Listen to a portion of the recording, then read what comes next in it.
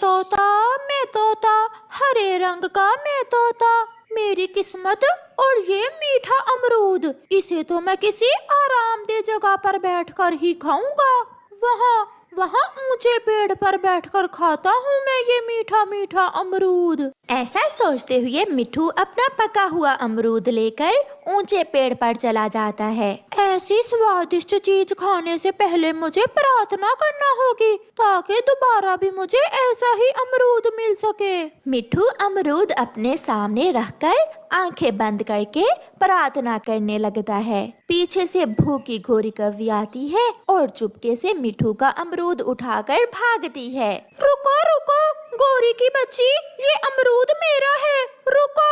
मिट्ठू पीछे पीछे और गोरी कव्वी आगे आगे। गोरी तो दूर पहाड़ों की तरफ निकल जाती है और थक हार कर मिट्ठू एक पेड़ पर बैठकर रोने लग जाता है। गुजरती हुई चिड़िया वहाँ आती है। मिट्ठू क्यों रो रहे हो बच्चों की तरह? वो गंदी कव्वी ले उड़ी मेरा मीठा अमरूद, वो मेरा मीठा अमरूद ले उड़ी। मैंने बहुत मुश्किल से ढूंढा था वो अमरूद।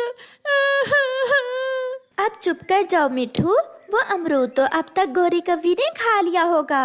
मर जाए, वो मेरा छीना हुआ अमरूद खाकर मर ही जाए तो अच्छा है, जान छूट जाए उससे सबकी। गोरी वो अमरूद खा रही थी कि अचानक अमरूद का एक बीज गोरी के दांत में फंस जाता है। गोरी अपनी चोंच इधर उधर हिलाती है मगर वो बीज नहीं निकलता। फिर गोरी कव्वी अपनी चोंच पत्थर पर जोर जोर से मारती है। ये बीज तो मेरे दांत से निकल ही नहीं रहा। कालू कालू कहाँ हो तुम? गोरी घर भागती है। कालू कालू उस गंदे मिट्ठू का अमरूद छीन कर खाया था मगर एक बीज मेरे दांत में फंस गया है, वो तो निकल ही नहीं रहा।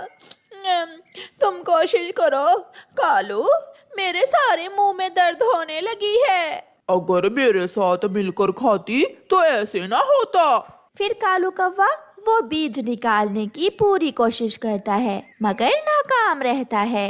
इसमें सारा दोष उस मिट्ठू के बच्चे का है, ना वो तुम्हारे सामने बैठकर अमरूद खाता और ना तुम उससे छीनती। मैं भी यही सोच रही हूँ। कालू मेरे दांत में बहुत दर्द हो रहा है, कुछ करो। ऐसा ही दर्द मैं मिट्ठू के दांत में भी करूँगा। ठहरो, मैं अभी जाकर उसे पूछता हूँ। फिर कालू कौवा अपने घर से एक डंडा लेकर मिट्ठू की तरफ जाता है। मिट्ठू मिट्ठू कहाँ हो तुम? बाहर आओ। ये तो कालू कौवा है, इन बुरे पक्षियों से आप दूर ही रहा करें, ये बहुत बुरे हैं। लगता है उन कौवों को गलती का एहसास हो गया है, शायद वो मुझसे माफी मांगने आया है अपनी पत्नी की तरफ से। मैं जाकर बात करता हूँ। फिर मिट्ठू घर से बाहर निकलता है।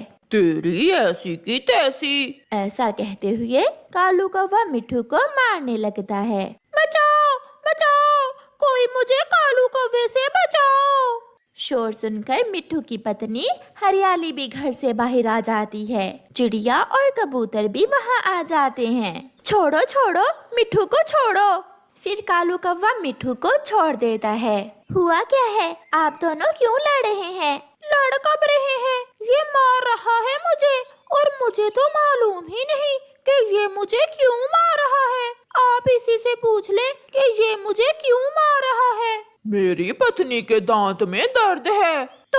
तो इसमें मेरा क्या दोष है? दोष है, उसके दांत में उसी अमरूद का बीज फंसा हुआ है जो अमरूद गोरी तुमसे छीन कर ले गई थी।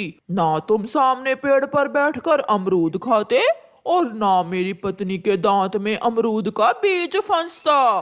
कालू, ये भी कोई बात हुई? उल्टा चोर कोतवाल को डांटे। ये जुर्म तो बहुत बड़ा किया है मैंने, जो तुम्हारी पत्नी के सामने बैठकर अमरूद खाया है। कमजोर तोते, चुप कर जाओ। तुम्हारे जैसे बुरे कौवे बातों से नहीं समझते। सच ही कहा है किसी ने कि लातों के भूत बातों से नहीं समझते। फिर हरियाली तोती ऊंचे पेड़ पर बैठकर अपनी जाति के तोतों को आवाज देती है।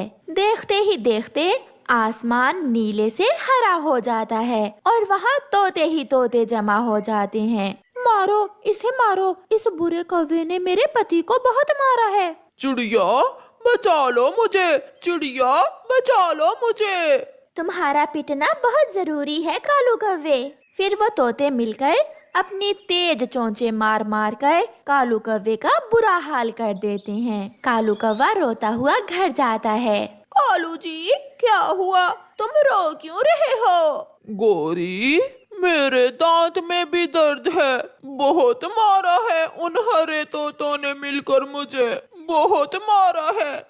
यहाँ यहाँ भी मारा है, मर गया, हाय मैं मर गया। ऐसे कौवे को सजा मिलती है। प्यारे दोस्तों, कमजोर पर हमेशा बेजा गुस्सा आता है और ताकतवर के सामने गुस्सा खत्म हो जाता है। ऐसा अक्सर हमारे समाज में भी होता है। आपका धन्यवाद।